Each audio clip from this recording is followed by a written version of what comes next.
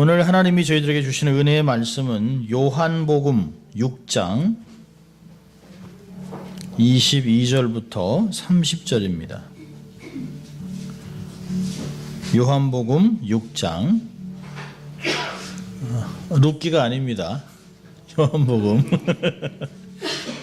6장 22절부터 30절까지 말씀, 하나님 말씀을 제가 봉독해 드립니다. 이튿날 바다 건너편에 섰는 무리가 배 한 척밖에 다른 배가 거기 없는 것과 또 어제 예수께서 제자들과 함께 그 배에 오르지 아니하시고 제자들만 가는 것을 보았더니, 그러나 디베리아에서 배들이 주의 축사하신 후 여럿이 떡 먹던 그곳에 가까이 왔더라. 무리가 거기 예수도 없으시고 제자들도 없음을 보고 곧 배들을 타고 예수를 찾으러 가버나움으로 가서 바다 건너편에서 만나 랍비여 어느 때에 여기 오셨나이까 하니, 예수께서 대답하여 가라사대 내가 진실로 진실로 너에게 이르노니 너희가 나를 찾는 까닭은 표적을 본 까닭이 아니요 떡을 먹고 배부른 까닭이로다. 썩는 양식을 위하여 일하지 말고 영생하도록 있는 양식을 위하여 하라. 이 양식은 인자가 너에게 주리니 인자는 아버지 하나님의 인치신 자니라. 저희가 묻되 우리가 어떻게 하여야 하나님의 일을 하오리까? 예수께서 대답하여 가라사대 하나님의 보내신 자를 믿는 것이 하나님의 일이니라 하시니, 저희가 묻되 그러면 우리로 보고 당신을 믿게 하시는 표적이 무엇이니까?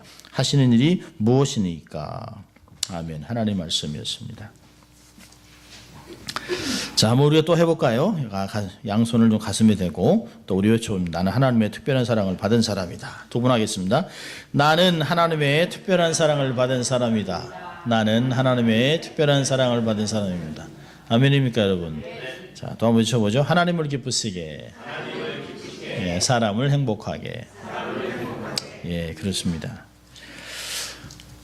저희가 지금 사순절을 지내고 있습니다. 교회력으로 보면 사순절을 보내기도 하고, 또 가톨릭 같으면 애쉬 웬스데이 해가지고 여기다 또 이렇게 가루를 십자가로 긋는 일도 있고, 또 지금 서서히 다음 주에는 종료주일과 부활절을 기다리는 그런 시간들을 보냅니다. 그러니까 종료주일과 또 부활주 사이에는 고난주간이라고 한 주간의 시간들이 있습니다. 평상시에는 마음대로 살더라도 이 시간만은 좀 주님을 생각하자라고 하는 그런 식으로 교회력을 지키는 사람들이 참 많이 있습니다. 그런 가운데 저희가 셀렉티브하게 성경 구절을 좀 선택해서 오늘은 예수님의 그 입성하기 전에, 예루살렘 입성하기 전에 사람들을 어떻게 분류했는가를 좀 보려고 합니다. 그래서 제목이 무리와 제자라고 하는 걸 썼습니다. 다음 주에는 주님이 예루살렘 입성하는 시간, 또 그 다음에는 부활절에 대한 메시지를 전하고 다시 시리즈의 말씀으로 가려고 합니다. 요즘 유럽이요, K-팝으로 들썩들썩합니다. K-팝 너무너무 신기하죠. 유럽에서 이렇게 K-팝이 오면 한 10,000명 이상이 모인답니다. 그러니까 유럽에서는 아무리 큰 군중 집회를 해도 10,000명이 모이기가 어렵다는 것이에요.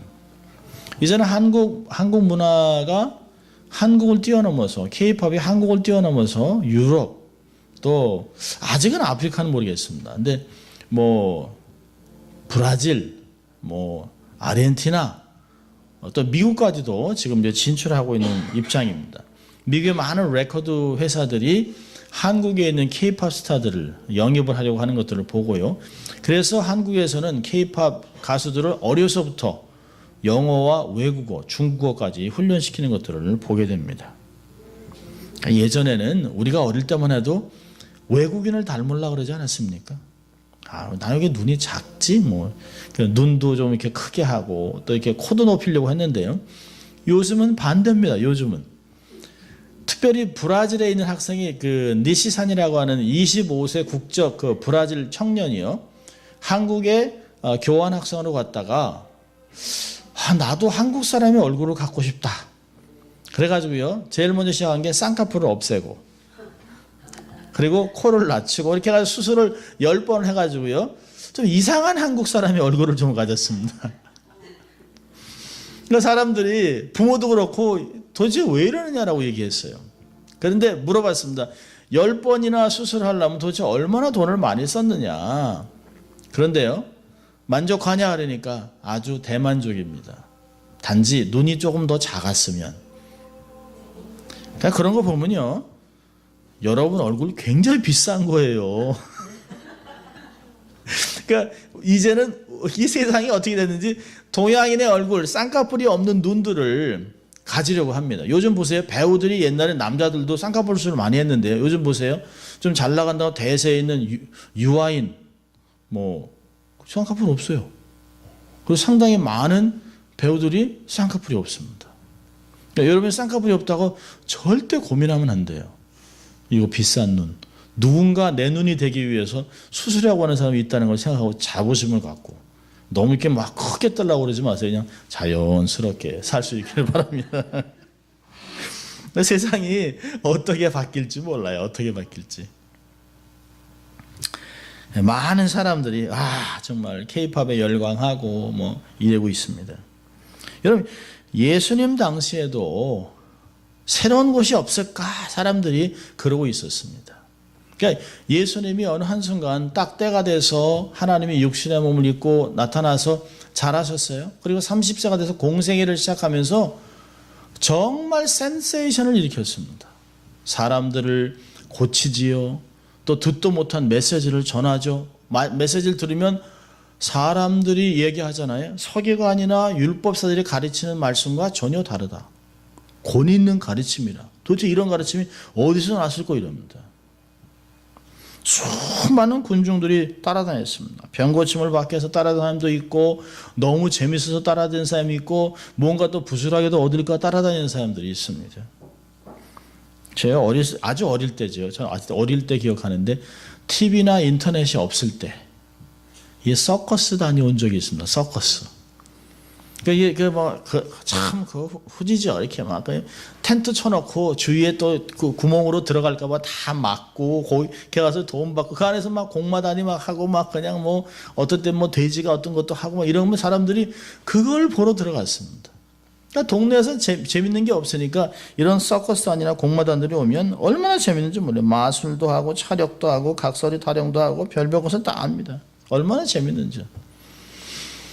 아마 그 당시에 한 2000년 전에 예수님이 말씀 한마디로 사람을 고치고 소경이 눈을 뜨고 앉은 병이가 일어나고 기적적으로 오병이어로 5,000명, 남자만 5,000명이니까 보통 2만 명을 먹였다는 이야기가 얼마나 기가 막히겠습니까? 더군다나 오병이어 사건을 경험한 사람들이 이건 더 볼 것도 없는 거예요. 이분 따라다니면 평생 배고프지 않겠다. 이분이 우리나라 왕 되면 음식 걱정은 없겠다. 이런 걸로 해서 또 뭔가 내일은 어떤 기적을 베풀까? 어떤 재미있을까? 정신없이 사람들이 몰려다녔습니다. 성경은 예수님을 따라다니던 사람들을 보통 무리라고 표현합니다. 무리. 그리고 성경은 이런 무리 중에서 사람들을 떼어 가리킨 하나님 천국의 메시지를, 하나님 나라의 메시지를 정확하게 가르쳐 다시 세상의 변화를 위해서 파송했던 사람들을 제자라고 불렀습니다. 무리는 굉장히 많아요. 근데 그 중에 소수, 저희들이 금요일 날 보는 산상수훈도 무리를 위한 메시지가 아니죠. 그 중에서 따로 뗀 제자들에게 말씀을 나눠주신 것입니다. 특별히 요한복음에는 사도라고 하는 단어는 거의 사용하지 않습니다. 사도 대신 그냥 제자라고만 표현합니다. 그래서 요한복음은 예수님을 따라다녔던 사람들을 크게 무리 또 제자라고 이렇게 나누고 있는 것을 볼 수 있습니다. 무리와 제자들의 공통점과 다른 점을 보려고 합니다. 무리와 제자들의 공통점은 다 열심히 있었습니다. 얼마나 열심인지 몰라요. 예수님께서 보리떡 5개와 물고기 2마리로 5,000명을 먹이신 사건 후에 날이 저물어 그들을 모두 집으로 돌아가게 하셨는데요. 그 예수님은 산으로 올라가시고 제자들은 바다 건너편으로 건너갔습니다. 이제 다음날이 되자 또 무리들이 예수님을 찾는 것이에요. 무리들은 예수님이 처음에 산으로 올라가셨기 때문에 아직 바다 건너편에 가지 않고 산에 계시겠지 하고 산에 갔는데 산에 안 계세요. 그래서 이리저리 막 찾아 돌아다닙니다. 그러다가 예수님이 바다 건너편 것으로 기억합니다. 왜 바다라고 할까요? 갈릴리 호수는 무지무지 큽니다. 갈릴리 호수를 이렇게 전체 한 바퀴 돌려면 55km예요. 굉장하죠. 그러니까 이 바다를 경험하지 못했던 가난한 어부들에게는 이건 바다라고 하는 말로 표현할 수밖에 없는 거죠. 끝이 안 보일 정도 크다고 생각을 하는 것이에요. 그러니까 그걸 건너갔습니다. 요한복음 6장 24절을 보면 이런 말씀이 있어요. 무리가 거기 예수도 없으시고 제자들도 없음을 보고 곧 배들을 타고 예수를 찾으러 가버나움으로 갔다. 그러니까 무리들은 정보도 밝아요. 제자들이 갈릴리 호수 주변의 여러 도시 중에서 가버나움이 있다는 걸 알아냈습니다. 유럽에서 K-팝이 이렇게 열광을 한 이유가 뭘까요? 페이스북, 유튜브, SNS를 통해서 그들이 정보를 막 나누는 것이에요. 요즘 청소년들한테 물어보세요. 성경 구절은 못 외워도 K-팝 스타들 키는 얼마고 몸무게가 얼마고 생년월일 좋아하는 색깔 다 알고 있습니다. 그들이 학교를 어디 다녔는지 아주 다 알고 있어요. 혈액형까지 알아요. 혈액형까지. 그 중에 이제 나쁜 게 이제 신상털기라는 게 있죠. 신상털기. 그래서 어떤 사람은 집중적으로 해서 잡아내면 그 사람의 백그라운드, 그 사람이 어디 여행 갔던 장소, 누구랑 사귄까지 다 나옵니다. 아주 무서운 세상입니다. 이 당시에 이 당시 사람들도 아주 좋은 네트워크를 갖고 있어요. 예수님의 일거수일투족을 다 세심하게 관찰했습니다. 그러니까 사람들이 금방 알았어요. 그러니까 예수님이 어디로 움직이는지 활동 상황을 아주 잘 알고 있습니다.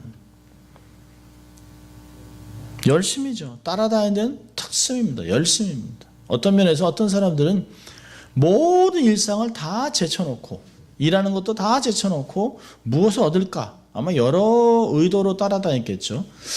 우리가 이제 로마의 학정을 끝낼 수 있겠다. 이분이 왕이 되면 배고픔은 잊을 수 있겠다. 이분이 되면 정말 옛날 우리가 이스라엘 정말 그 당시 다윗 왕이 있었을 때 그러한 나라가 회복이 될까? 어쨌든 간에 자유로운 나라가 될 수 있겠다. 대단한 거니까 여러 가지 목적으로 쫙 이분이 왕이 되면 한 자리 하자. 어떻게 하든 간에 이분과 함께 다니다 보면 뭐가 남지 않겠나라고 하는 의도로 하여튼 다양한 것을 가지고 예수님을 쫓아다녔습니다. 예수님의 제자들은요. 모든 걸 다 놓고 일상생활을 다 내려놨습니다.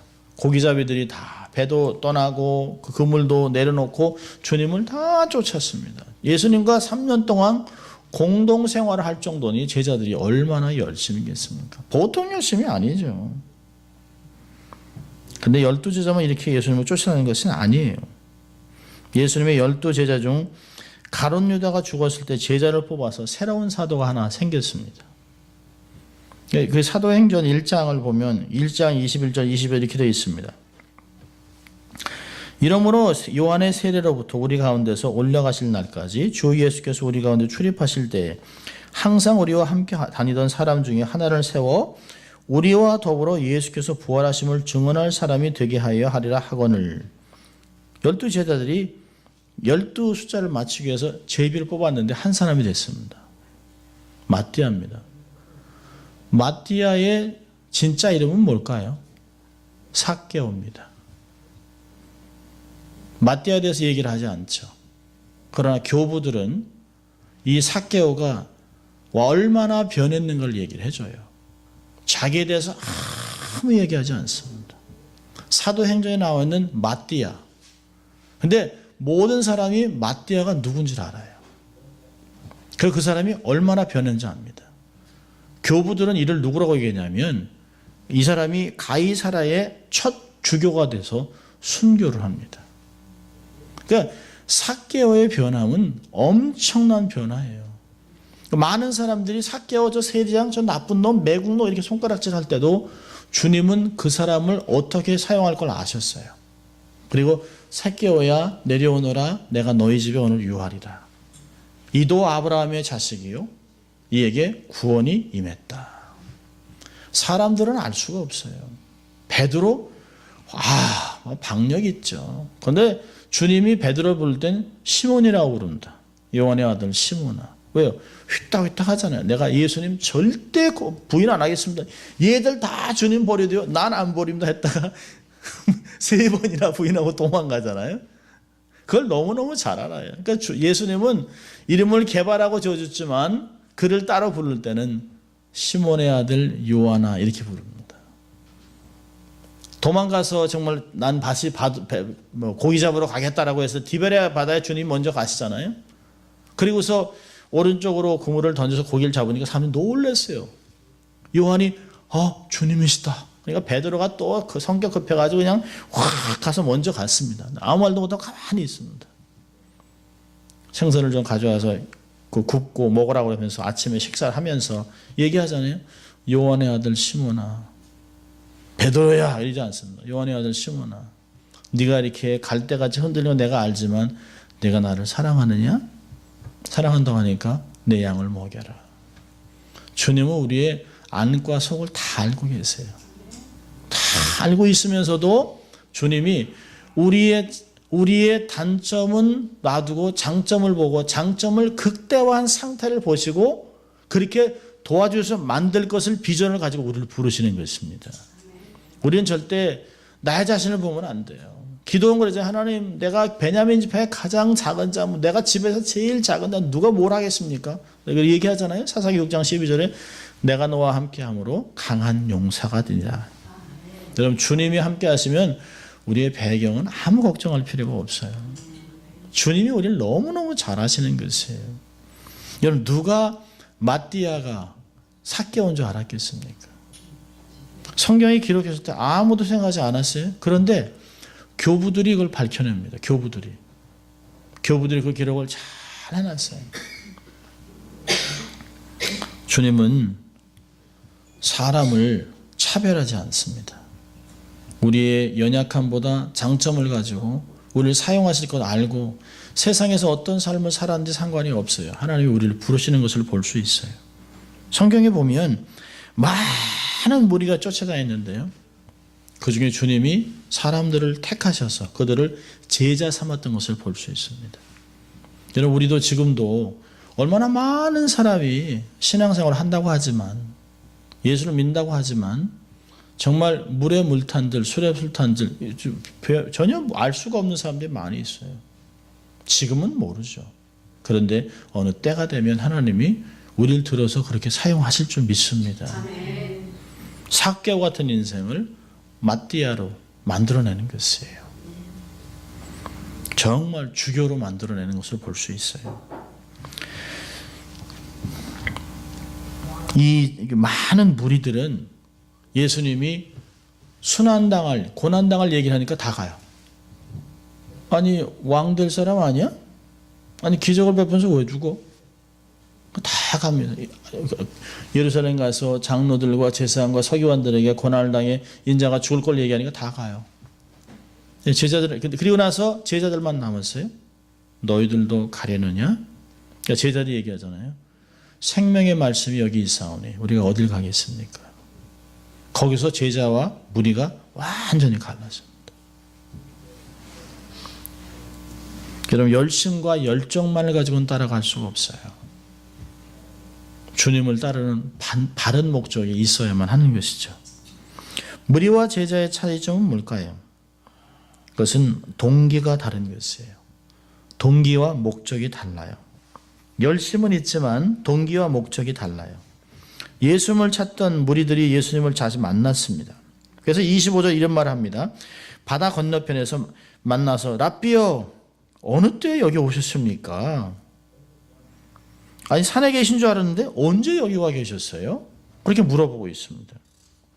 그러니까 예수님이 어제 바다를 걸어서 제자들과 함께 도착했던 사실 전혀 몰라요. 왜냐하면 쉽게 걸을 수 있는 길이 아닙니다. 그 차로도 이렇게 55km 돌려면 쉽지 않아요. 그러니까 분명히 배 타고 간지는 전혀 모르는 거죠. 근데 주님께서 아마 제자들에게 내가 어제 무리를 걸었지 이렇게 안 하세요. 제자들 가고 아무것도 없었는데, 배도 없었는데요. 움직일 수 있는 배도 없었는데. 그런데요, 이런 설명 안 하고 희한한 이야기를 하십니다. 26절에 예수께서 대답하여 가라사대 내가 진실로 너희에게 이르노니 너희가 나를 찾은 까닭은 표적을 본 까닭이 아니요 떡을 먹고 배부른 까닭이다. 그럼 우리가 밥을 먹었을 때 쓰는 표현이 배부르다 아닙니까? 근데 헬라 단어에서는 배부르다는 단어가 두 종류입니다. 하나는 사람이 먹고 배부르다라고 하는 거 있고 또 하나는 짐승이 먹고 배가 꽉 찼다라고 하는 단어를 쓰는데 여기서는 어떤 단어를 쓰나요? 짐승들이 먹고 배가 불러서 아 좋다라고 하는 단어를 사용하고 있습니다. 예수님이 사용한 단어는 사람이 아닌 동물들이 배부르고 나서 그 본능대로 자기가 먹고 좋아서 그래서 꼬리치고 쫓아온 짐승 같은 걸 얘기하는 것이에요. 무리들이 예수님을 열심히 따라다니게 했지만 그들은 육체적인 본능을 만족시키는 것이 예수님을 따라다니는 동기입니다. 만약에 우리가 배부른 까닭에 또 돈을 버는 까닭에 건강해진 것 때문에 내가 명예를 얻었기 때문에 이런 이유대로 우리가 주님을 쫓는다면 예수 믿지 않는 사람과 다른 게 하나도 없죠. 우리가 무당을 쫓는 것이나 절기에 맞춰서 1년에 한두 번씩 구슬하거나 또 부적을 갖고 다니는 거나 다른 게 하나도 없어요. 정한수를 떠서 아침에 비나이다 하나도 다른 게 없어요. 여러분 세상에서 보세요. 예수 믿지 않는 사람이 예수 믿는 사람보다 더 부지런한 사람이 많습니다. 그들의 정성 말도 못해요.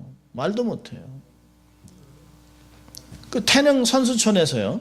기독교인들과 기독교인이 아닌 사람들의 삶을 이렇게 한번 관찰해 본 적이 있다고 합니다. 올림피에 나가기 위해서. 뭐 운동하는 사람이야 다 열심히 있는 사람이잖아요.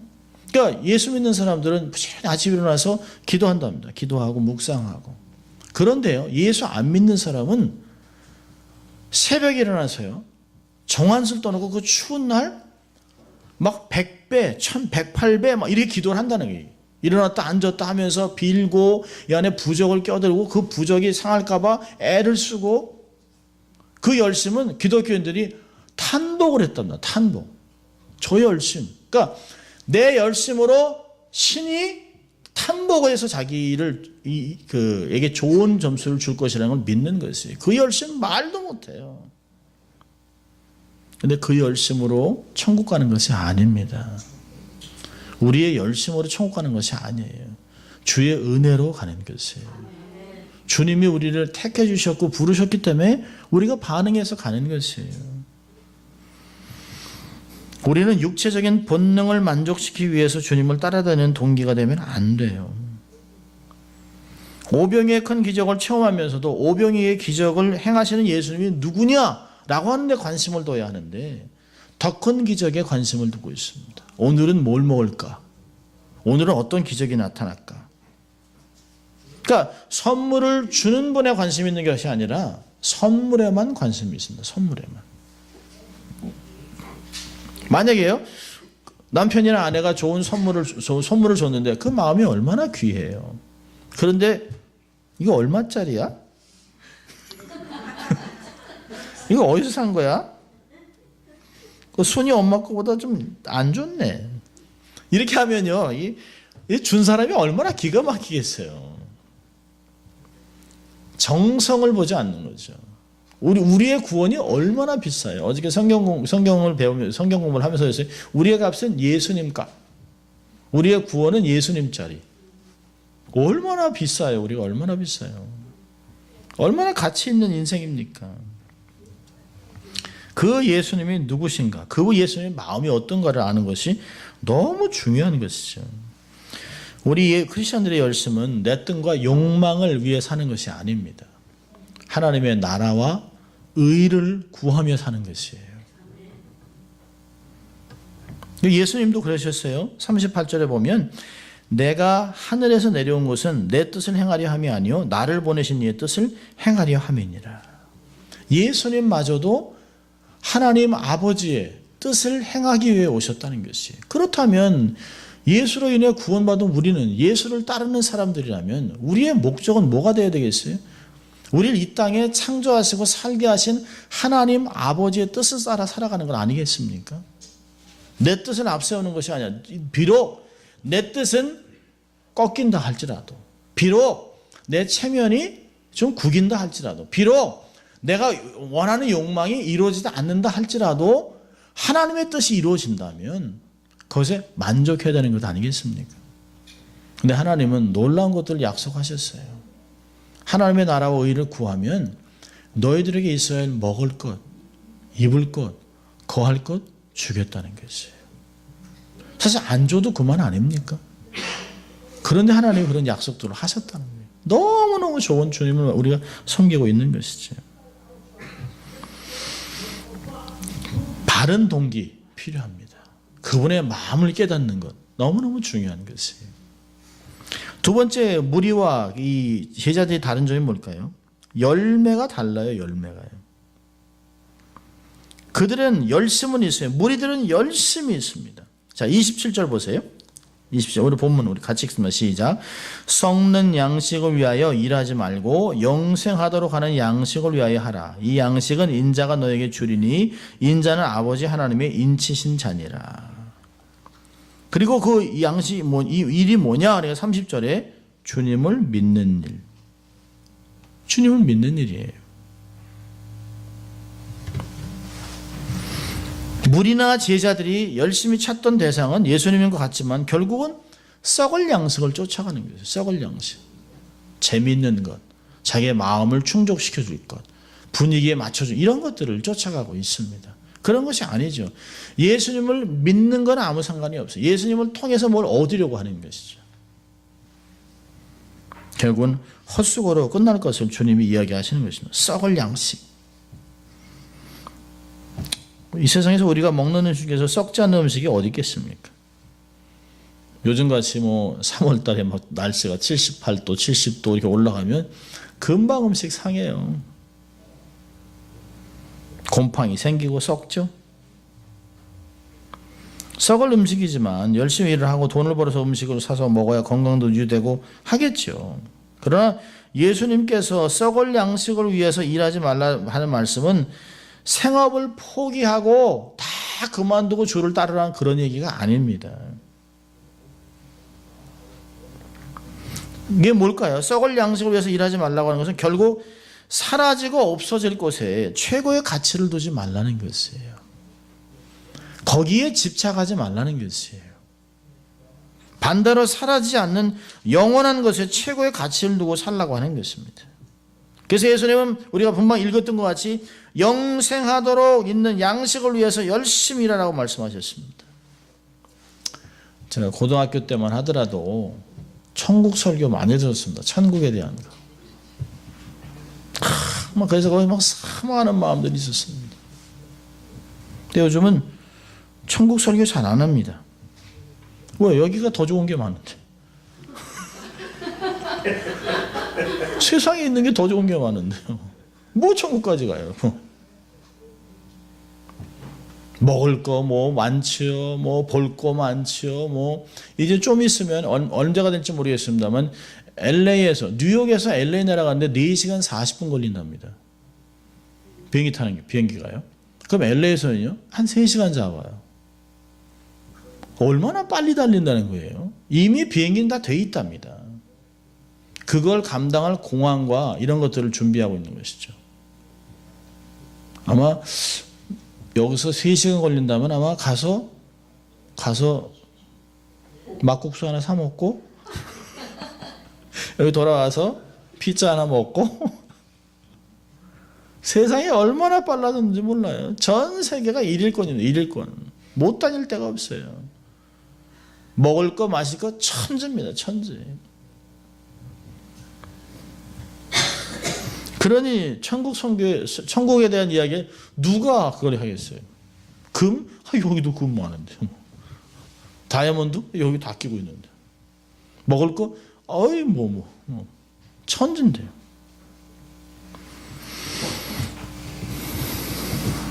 사람들의 관심이 그걸로 움직이지 않아요. 그래서 요즘 유행하는 신학주의 번영신학이 있잖아요. 예수님 믿으면 당연히 이 세상에서 번창하고 번영하고 잘되고 모든 게 잘되고 나는 할 수 있다 된다 그러면 된다는 거예요. 딱 어디 큰 쇼핑몰에 갔는데 파킹 내줬으면 주님이 주실 것이다, 주실 거다, 있다. 그러면 생긴다는 거예요. 그러다 안 되면 한 바퀴 더 돌면서 있다 하면 생긴다는 거죠. 그러면 나에게 있으면 딴 사람은 없는 거 아니에요. 다 자기에게 초점됐습니다. 가난한 자들 돕는 게 아니라 내가 부자가 되면 돼요. 잘 살면 돼요. 고난당하는 건 싫은 것이에요. 여러분, 고난이 잘못돼서 12제자는 다 잘못 살았습니까? 다 죽었는데. 다 순교했잖아요. 목이 잘리고 거꾸로 매달리고 다 그렇게 죽었어요. 정말 예수 믿고 떼돈 벌고 이런 일이 거의 없어요. 돌에 맞고 죽고 칼에 맞아 찔려 죽고 목이 잘리고. 그런데 누가 예수님의 12제자를 실패했다고 그럽니까? 그렇지 않잖아요.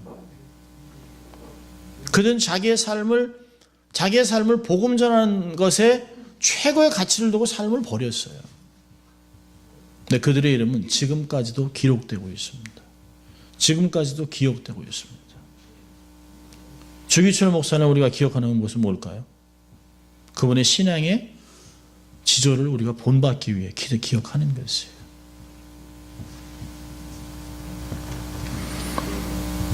번영시간학의 가장 큰 문제는 사람들로 하여금 사라지지 않는 영원한 것보다 사라지고 없어 이 땅의 것을 많이 소유하는 데 있다는 거예요. 예수님은 가장 가치 있는 삶이란 영원히 사라지지 않는 영생을 얻기 위해 사는 삶이라고 얘기하고 있습니다. 무리들이 우리가 어떻게 해야 영생 얻을 수 있습니까? 하나님이 보내신 나를 믿는 것이 영생이라고 얘기했습니다. 이 세상에서 최고의 가치 있는 일이 뭘까요? 예수 믿는 거예요. 예수 믿는 거. 이 세상에서 내가 최고로 제일 잘한 결단, 예수님을 구주로 받아들인 일이에요. 요한복음 16장에서 세상에서 제일 큰 죄는 뭘까요? 이는 나를 믿지 않는 일이다. 예수 믿지 않는 게 제일 큰 죄입니다. 어떤 분이 가끔 그래요. 아이고 목사님, 우리 남편이 정말 착한데 예수를 안 믿어요. 근데 속으로 그게 뭐가 착한 거예요? 안 착한 거죠.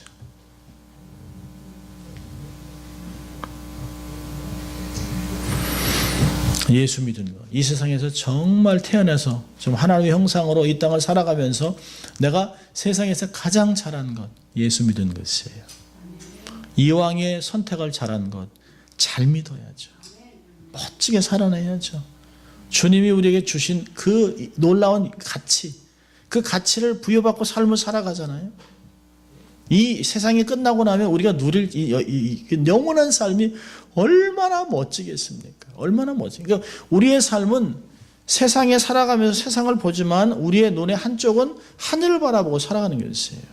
여기에 모든 게 있지 않다.